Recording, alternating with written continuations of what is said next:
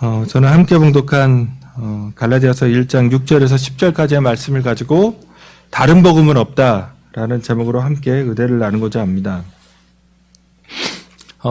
가끔 코미디 프로에서 나오는 건데 이제 이렇게 슈트를 입고 있는데 딱 벗으면 여기가 이제 와이셔츠가 잘려져 있고 뭐 이런 거 있잖아요. 뭐 넥타이 딱 있는데 여기까지만 딱 넥타이가 있고 뭐 그런 거. 그러니까 이제 사람들이 기대하는 바가 있는 겁니다. 기준치가.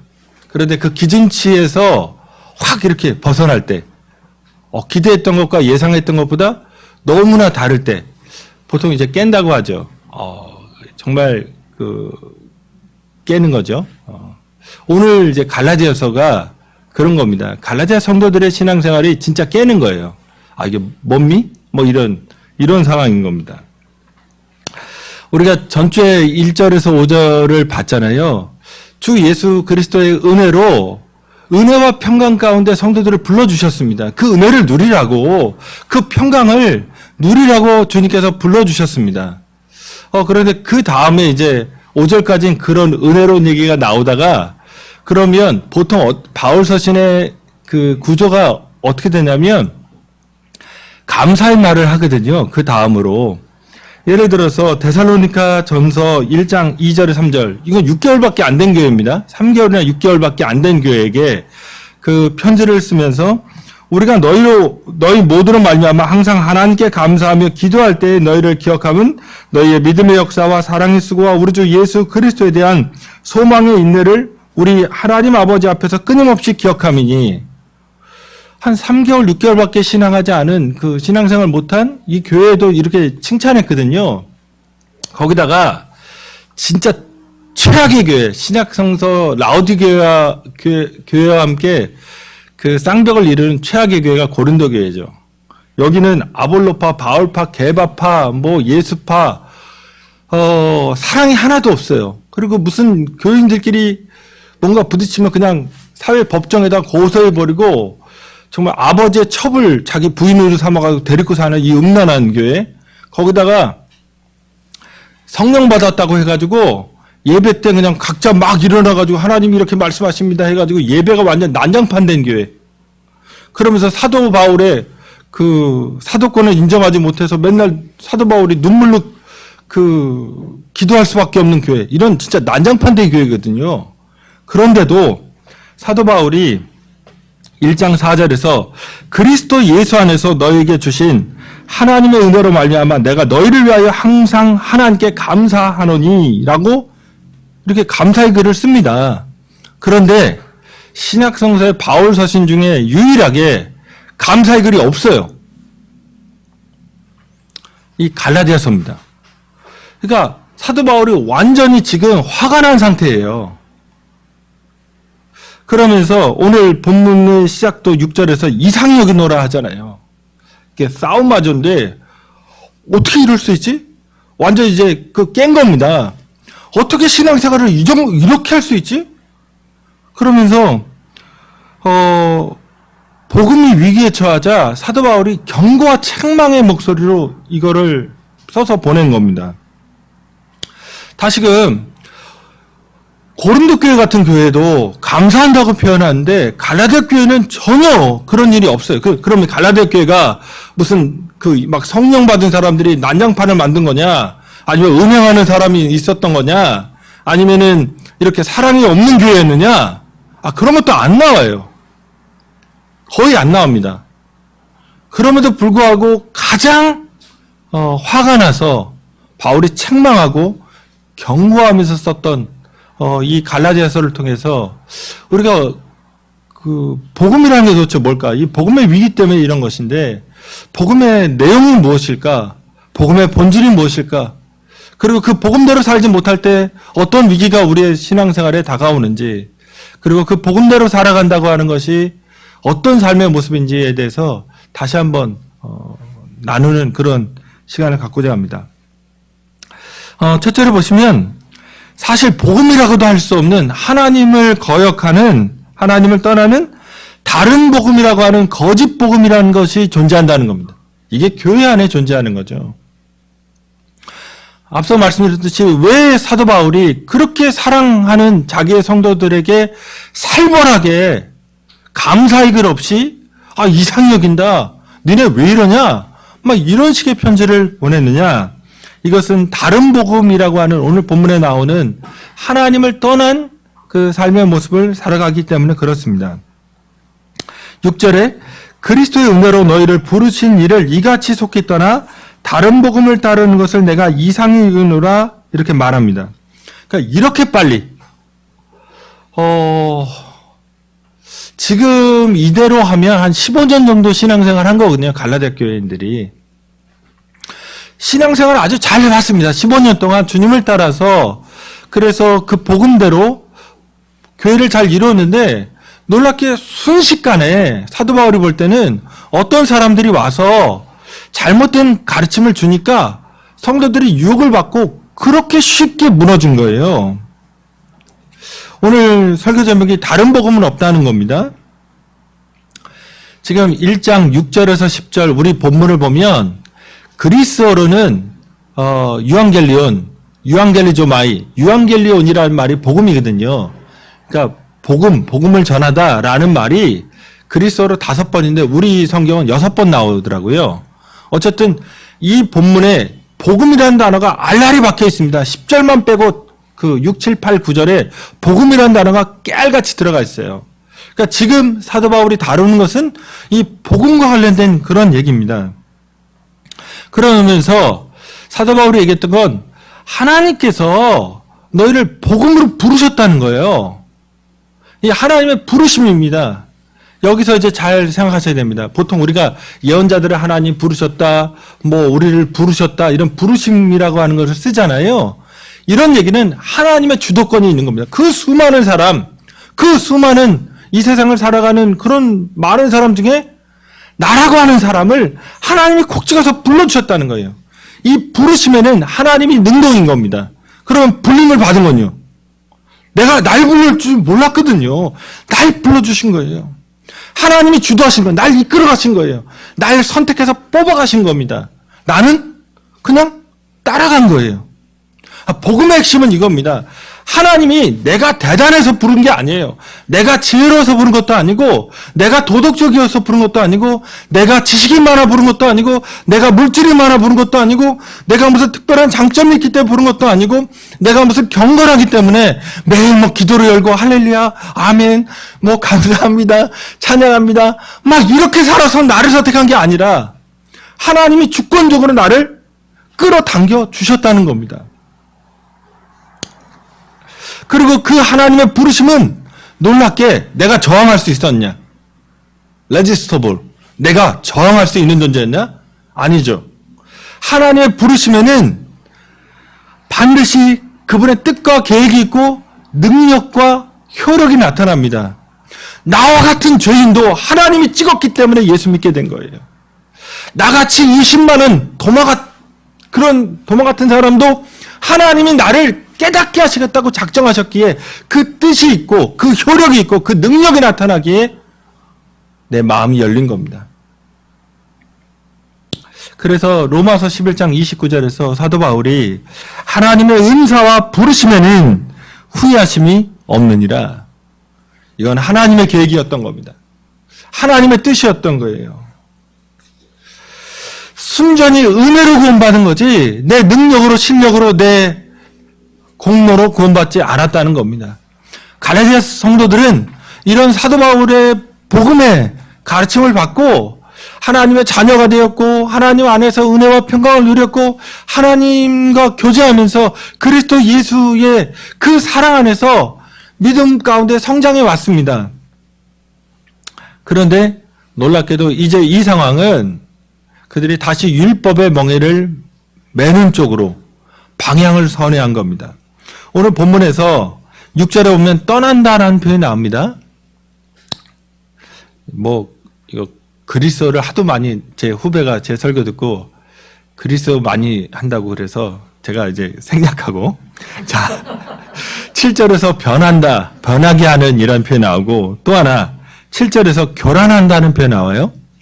이 세 개가 그 그리스어 보면 명확합니다. 이게 뭐냐면 정치적 선동과 반역과 반란입니다.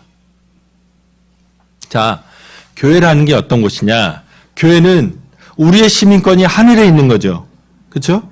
빌립보서의 말, 우리의 시민권이 하늘에 있다면 여기는 교회라고 하는 것은 하나님의 정부를 대표하는 곳입니다. 여기가 대사관 같은 곳이에요. 그러면 하나님의 그 뜻대로 다스림 받으면서 하나님의 그 다스림의 모습을 보이는 곳이거든요. 하나의 정치 조직이죠. 그런데 이 정치 조직 안에, 이 교회 안에 하나님께 반란하는 자들이 생겨난 겁니다. 하나님께 반역하고 선동하고 군사적으로 쿠데타가 일어난 거예요. 이 모티브를 쓴 겁니다. 그림을 그리셔야 돼요. 갑자기 교회가 하나님의 백성들, 하나님의 군사들로 이렇게 잘 이루어지다가 갑자기 어떤 사람들이 들어와서 쿠데타를 일으킨 거예요. 만약 영화에 그런 장면이 있다면 아주 심각해졌죠. 그러면 이걸 어떤 장면이길래 이렇게 표현했는가? 다른 복음이라고 하는 것을 전하는 겁니다.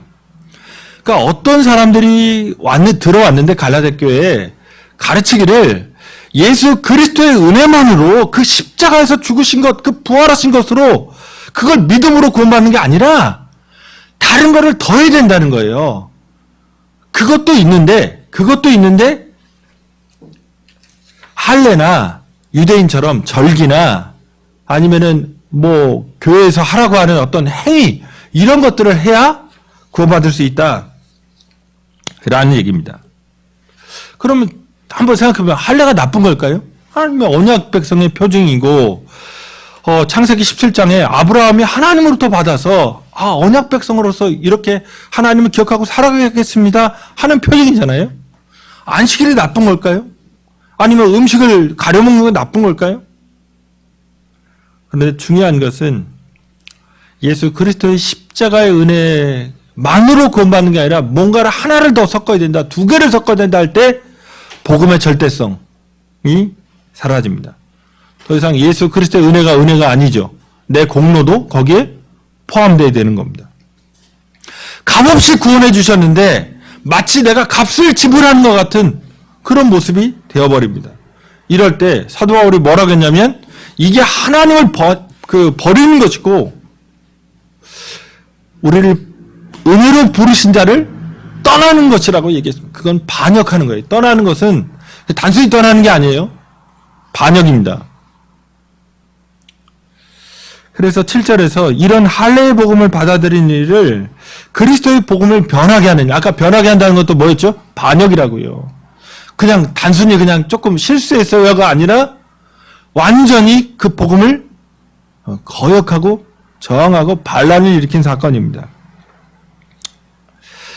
다시금 다른 복음이라고 하는 것이 주어지지 않습니다. 하나님의 은혜입니다.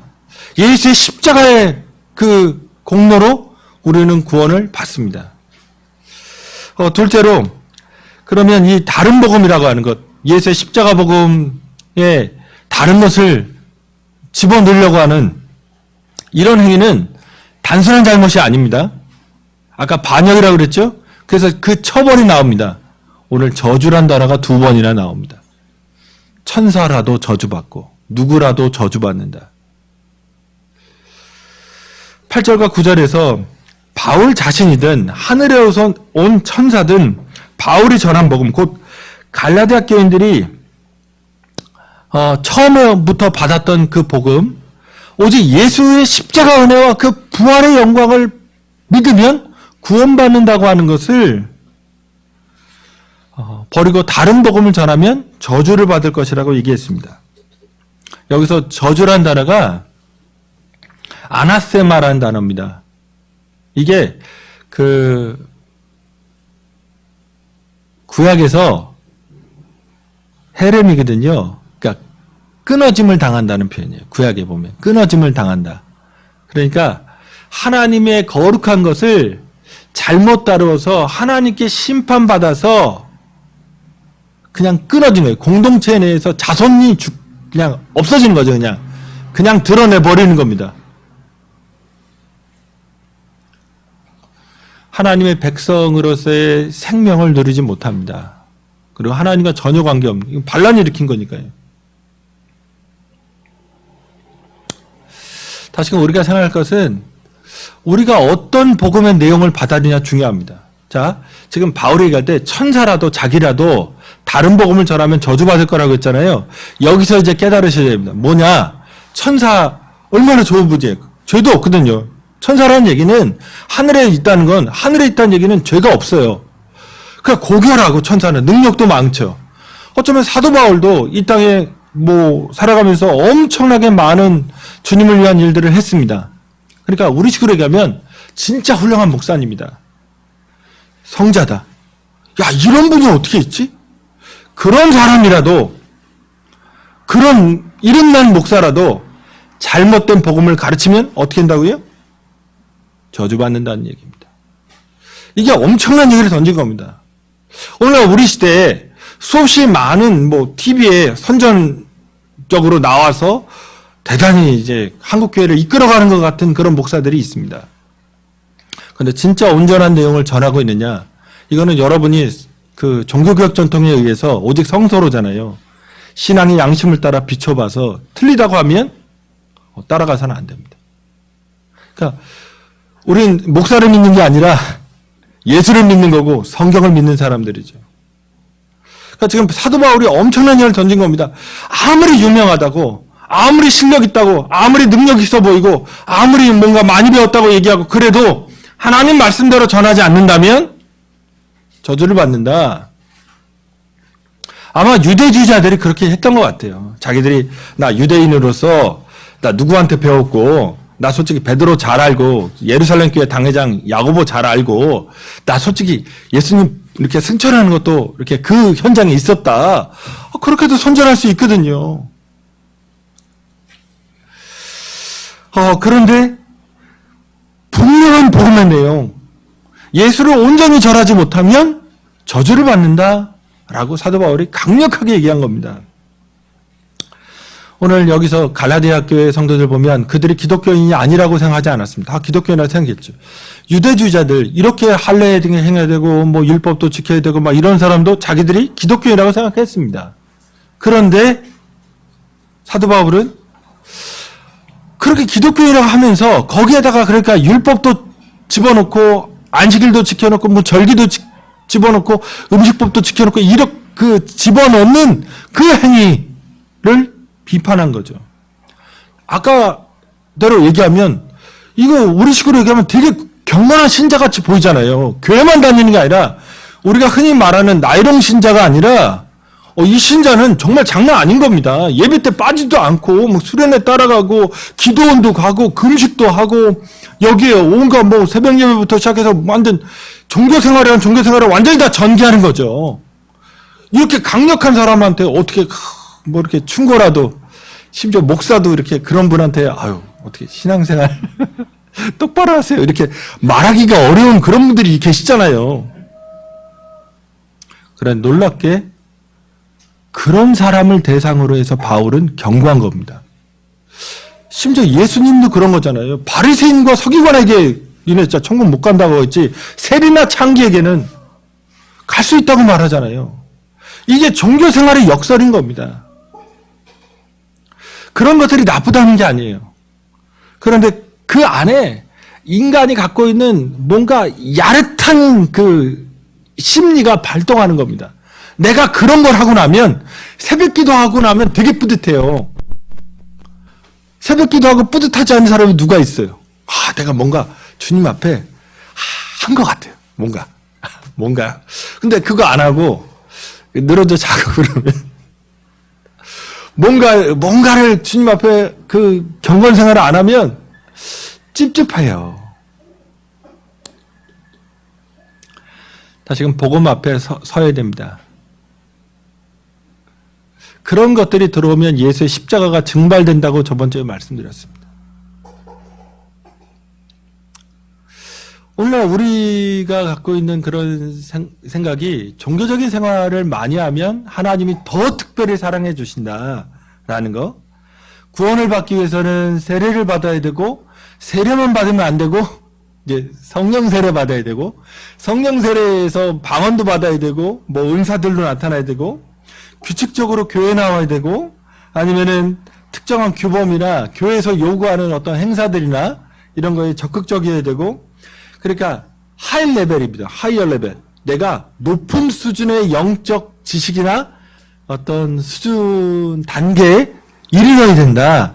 그래야 하나님이 나와 막 동행해주고 나를 보살펴주고 나를 끌어안고 심지어 나를 업고 막 다니고 나를 귀여워해주고 내가 하는 일에 내가 기도만 하면 쇽쇽쇽 이렇게 응답해주고 이럴 거라고 생각합니다. 이렇게 되면 자기를 믿는 거죠. 내가 그렇게 하면 그렇게 이루어지는 거니까. 그게 아니죠. 우리가 경건하지 않을 때, 우리가 죄인 되었을 때 우리를 먼저 사랑하셨다는 게 복음입니다. 전혀 상관이 없어요. 수르보니게 여인, 잘생겨진 그 여자, 이방 여자죠. 우상숭배자였습니다. 예수에 대한 소문만 들은 거예요. 그날 고침받습니다. 복음서에서 예수를 만났던 사람들이 무슨 경건함으로 예수를 상대하는 게 아니에요. 혈병 걸린 여인, 그 여자는 12년 동안 회당 예배라고 하면 예배는 못 드린 여자예요. 한 번도. 12년 동안 교회를 떠났던 여자. 그런데 그날 예수 만나고 고침받습니다. 지금 자꾸 교회를 오래 다니면 오래 다닐수록 한국교회 성도들의 특징이 있어요. 기쁨과 감사가 사라져요. 다 기도했는지 뭐 기도원 다녔는지 그런 얘기밖에 없어요. 예수가 없어요. 십자가의 예수가 다 필요 없어요. 기독교는 예수가 십자가에서 날 사랑하셔서 돌아가 주셨다는 얘기입니다. 그 스토리예요. 내가 엉망인데, 내가 정말 아무것도 아닌데, 내가 부족한데 나를 불러주신 거예요. 선택해서. 그래, 그 보혈로 나를 깨끗하게 하시고 아버지 하나님께 인도해 주셔서 날마다 하나님 앞에 나갈 수 있게 만들어 주신 겁니다.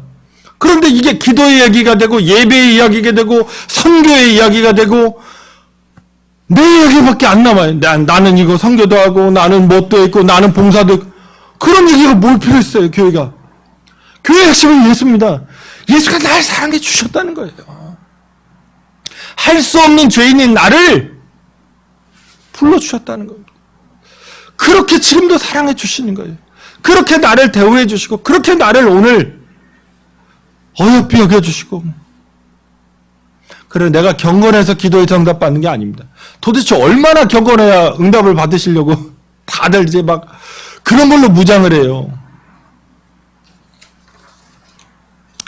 하나님의 복음에 그런데 그런 것들을 섞어 넣어서 그런 것들을 믿는다면 저주를 받는 겁니다. 주여 주여 하는 자마다 천국에 들어가는 게 아닙니다. 예수의 십자가 은혜를 만나는 것이고 오늘 십자가 앞에서 진짜 그냥 벌거벗은 몸으로 수치스러운 나로 하나님을 상대하는 겁니다. 이것도 안 되고 용서도 안 되고 감사도 안 되고 찬양도 안 되고 욕심만 많아지고 불안해지고 그래서 잠도 안 오고 그런 나를 그대로 끌어안고 그런 나이기에 십자가 져 주신 거예요. 어제 기독교의 유일한 희망의 메시지는 주님께 있습니다. 내게 있는 게 아닙니다. 내 능력도 내 실력도 내 성경의 지식도 내 경건의 모습도 내가 방언을 하든 뭐 하든 그것도 내 희망이 아닙니다. 우리의 희망은 우리 주 예수 그리스도밖에 계시지 않습니다. 오늘 바울이 자신에게 받은 복음 그 복음을 떠나는 것을 책망했듯이 어쩌면 우리 교회도 우리 다음 세대에게 전할 복음은 이런 예수의 피 묻은 십자가 복음입니다. 자꾸 아이들을 자극해서 막 꿈을 가져라, 소망을 가져라.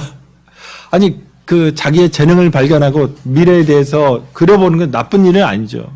그런데 마치 상향해야 된다, 막 선한 영향력을 끼쳐야 된다, 막 이런 것들로 애들에게 세상에서의 상향만을 바라보게 하는 그런 것들은 지양해야 됩니다. 어제 예수 그리스도의 십자가의 은혜 앞에서 내가 얼마나 주님께 사랑받고 있는 존재인지 그래서 그 사랑을 어떻게 드러내야 되는 존재인지를 가르쳐야지.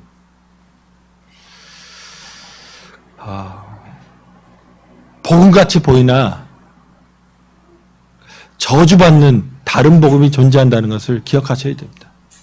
마지막 세 번째로, 복음의 진리로 부름받아 그리스도의 종된 우리는 우리의 기쁨과 영광을 위해서가 아니라 주님의 기쁨과 영광을 위해서 살아가야 됩니다. 이게 10절에서 자신을 그리스도의 종이라고 얘기하거든요. 우리가 그리스도의 종됨에 대해서도 누가복음에서 잠깐 살펴봤습니다. 종의 그 이야기는 이것도 기본이 그런 겁니다. 주도권이 내게 있는 게 아니에요. 내 삶이 내가 그리고 내가 바라고 내가 꿈꾸고 내가 기도하는 대로 이루어지는 게 아니라 하나님이 원하고 하나님이 계획하셨고 하나님이 뜻하셨고 하나님이 이끌어 가신 대로 이루어지는 겁니다. 그러니까 우리가 알거니와 하나님을 사랑한 자, 곧 그의 뜻대로 부르심을 입은 자들에게는 모든 것이 합력한 선을 이룬다고 하는 것도 하나님이 그렇게 하시는 거예요. 내가 내 인생을 막 화려하게 혹은 뭐 흠 없이 아니면은 고난이 없이 뭔가 어려움 없이 그려내려고 합니다. 막 운전도 마찬가지잖아요. 내비게이션을 틀어놓은 이유는 내가 막히지도 않는 길을, 그렇죠? 가장 빠르게 가장 단거리로 샥샥샥샥샥 이렇게 가는 거잖아요. 그렇게 계획하죠, 그렇죠? 벌써 출발하기 전부터 내비게이션 딱 틀어놓고 이 길이네? 이렇게 그런 나의 길이 아닙니다. 주님이 내 인생길을 주장하신다는 겁니다. 때로는 돌아가기도 하고 우리가 출애굽기 얘기하듯이 광야길로 갈 수밖에 없는, 하나님이 왜 해변길, 그 아름다운 길, 지중해에 이렇게 반짝반짝이는 그런 햇살과 그 때라로사, 그 붉은 흙들, 그렇죠? 거기서만 볼 수 있는 정취가 있거든요. 제가 성지순례 가는 후배한테 뭐 마케도냐 이런 데 간다고 하길래 야, 병에다 흙 좀 담아와라. 지금까지 못 받았습니다. 그게 20몇 년 지났는데. 아마 여자친구 준 것 같아요. 저를 배신하고. 어쨌든 주도권이 내게 있는 게 아니에요. 종이기 때문에. 내 삶에 무엇을 주시든지 간에 그 안에 하나님의 계획이, 날 사랑하신 예수 그리스도의 십자가에 그 주님의 계획이 있음을 신뢰하고 그분 앞에 순종과 겸손과 헌신의 자세로 삶을 살아내는 겁니다. 갈라디아서 2장 20절의 고백, 이 유명한 고백에서 이제는 내가 살아가는 것이 아니라 내 속에서 그리스도께서 살아가시는 것입니다 라는 이 고백, 이제는 내가 사는 것이 아니라 내 안에 그리스도께서 사시는 것이라 라는 이 고백, 여기에 초점을 두셔야 됩니다. 오늘 우리 성경에서 내가 사람들에게 좋게 하랴, 하나님께 좋게 하랴, 이 좋게 하랴가 뭐냐면 그리스도로는 설득하다라는 거예요. 내가 사람들을 설득하랴, 하나님을 설득하랴 라고 한 겁니다. 그 뭘까요? 자기는 하나님을 왜 설득해요? 그가 오르신 분이잖아요. 왜 예수님 믿죠? 왜 하나님 믿죠? 그분은 흠이 없잖아요. 그분은 잘못이 없고 실수도 없고 그분은 영원하시고 전지하시고 그걸 믿는 거죠. 우리가 살아가야 될 길은 사람들을 설득하는 길이라는 겁니다. 복음을 잘못 받아들이고 있고 예수를 알지 못하고 있고 예수를 깨닫지 못하고 있는 사람들을 예수 믿으라고, 예수가 이런 분이라고 설득하기 위해 살아가는 것이지 하나님을 설득하고 살아가는 게 아니죠. 그래서 하나님을 기쁘시게 하는 삶, 하나님이 나를 택하시고 사랑하시기에 그 하나님의 은혜에 감사해서 하나님을 기쁘시게 하는 삶을 사는 것, 그게 그리스도의 종으로 사는 겁니다. 오늘날 성도들도 세속적인 어떤 욕망도 뭐 또 어쩔 수 없죠. 뭐 그런 것도 갖기도 하고 많은 것들을 꿈꾸고 누리려고 합니다. 그런데 성도의 삶에 핵심이 있습니다. 그것은 주님을 위한 겁니다. 우리를 사랑하셔서 십자가에서 몸짓고 피 흘리신 그분을 위해서 사는 삶에 대한 계획이 없다면 그리스도의 종이 아닙니다. 하나님을 향한 계획, 그 하나님의 뜻을 깨달아서 사람들을 이렇게 대우해야겠다, 이렇게 용서하고 이렇게 친절하게 말을 하고 이렇게 도와주고 이렇게 하나님의 사랑을 보여주겠다는 계획이 없는 삶. 그런데 그게 성도일까요? 그게 그리스도인일까요? 이런 생활을 깨는 겁니다. 우리에게 다른 사람들은 그리스도인으로서 그런 걸 기대하는 거예요. 예수가 안에 있다고 생각합니다. 우리 안에 예수가 있다고 생각하는 거예요. 예수의 피묻은 십자가 복음이 우리 안에 있다고 생각하니까 교회 다니는 것에 대해서 때로는 칭찬도 하고 교회 다니는 것에 대해서 기대하는 겁니다. 그런데 전혀 우리에게 그런 거 없고 우리 안에 어떻게든 강력한 경건의 도구를 사용해서 하나님을 움직여야겠다. 내가 좋은 쪽으로, 내가 유리한 쪽으로. 이게 위선이고 이게 비난받는 어쩌면 한국교회 성도들의 표준적인 모습일 수 있습니다. 베드로전서 1장 18절에 19절에서도 이렇게 얘기합니다. 너희가 알거니와, 이건 다 아는 거죠. 그리스도인이라면 다 아는 겁니다. 너희 조상이 물려준 헛된 행실에서 대속함을 받은 것은 은이나 금같이 없어질 것으로 된 것이 아니요 오직 흠없고 점없는 어린 양 같은 그리스도의 보배로운 피로 된 것이니라. 바울만 이 복음을 전한 게 아닙니다. 기독교의 핵심 복음은 예수의 피로 구원받았다는 얘기입니다. 그렇기 때문에 그리스도인으로서의 구호, 그러니까 행복하게 살자, 바르게 살자, 이건 그리스도인의 구호가 아닙니다. 하면 된다, 해보자, 이것도 그리스도인의 구호가 아니죠. 핵심은 그리스도의 종으로 살자는 겁니다. 내 인생을 기쁘게 하는 일, 인정받는 일, 환영받는 일, 칭찬받고 박수받고 돈도 벌고 건강해지고 그런 게 아니라 사도 바울이 그리스도의 종으로 살아서 어떻게 됐을까요? 매도 맞았고요. 가족에서 버림받았고요. 사람들에게 인정받지 못하고 오늘 이처럼 갈라디아 교인들에게 때로는 쓴소리도 해야 되고요.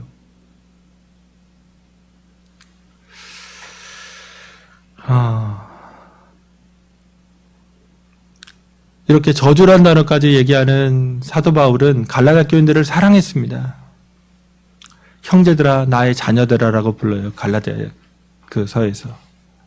강하게 얘기하면서까지 다시 예수의 복음 앞에 온전히 설 수 있도록 초대한 것이었습니다. 말씀 맺겠습니다.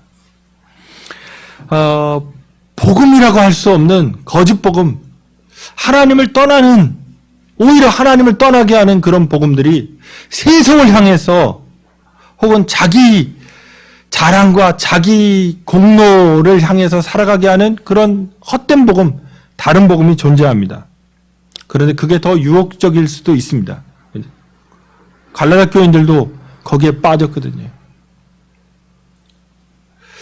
그런데 예수의 피 묻은 그 십자가의 순수한 복음이 아니면 저주받는다고 사도 바울이 경고합니다. 하나님으로부터 끊어지는 거예요.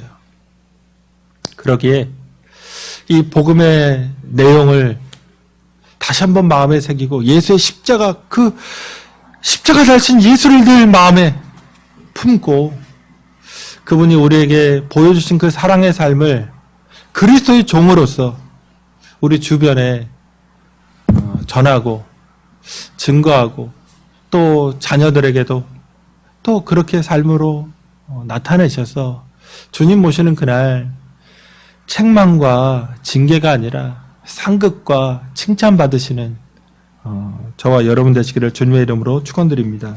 기도하시겠습니다.